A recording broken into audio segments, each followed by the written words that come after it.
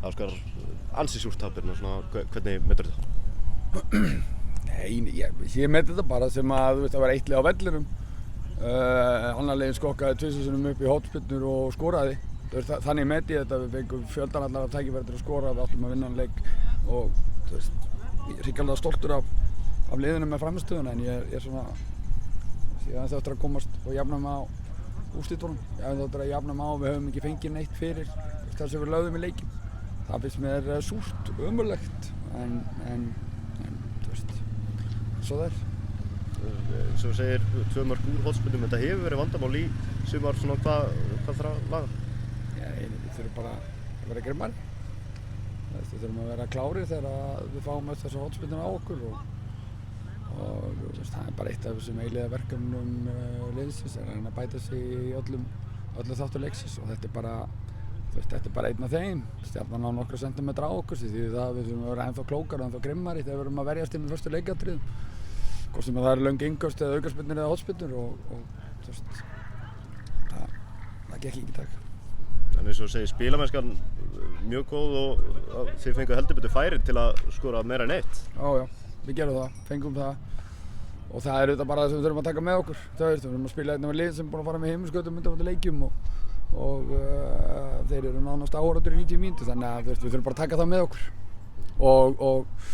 og byggja ofan á það. Bjóstu við öðruvísi leik frá Stjörnumönnum eða hvað? Ég bara get ekki ímyndað með hvað þeir myndu bjóða upp og nei, svo sem ekkert endilega kannski, þeir hafa mikið verið að þruma bara fram, Árni með boltan og þruma fram og svo reynir að vinna kringu það og það hefur skilað þeim þangað sem í það sæti sem þeir eru í dag þannig að það var svo sem ekkert sem kom okkur á óvart en já, og það er bara svo það er. Sem segir, núna komandi inn í hennar leik, 2 sigurleikir þar áður, síðan ánægður með frammistöðunum í dag, er þetta svona vonum betri tíma eða eitthvað?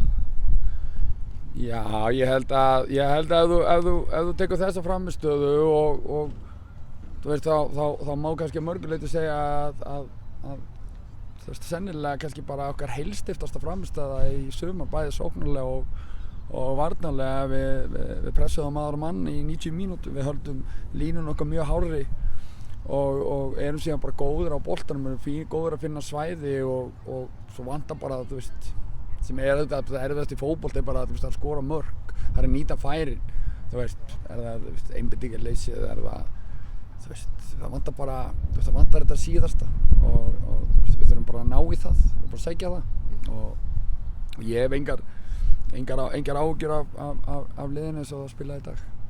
Engar áhyggjur, það eru 7 leikir eftir og þeir eru 2 stigum frá falli. Það eru engar áhyggjur eða hvað? Nei, engar áhyggjur. Hvað þarf að gera svo farir að hafa áhyggjur? Ég ætla bara að áskilja mér rétt þess að við erum með stjórn á öllu.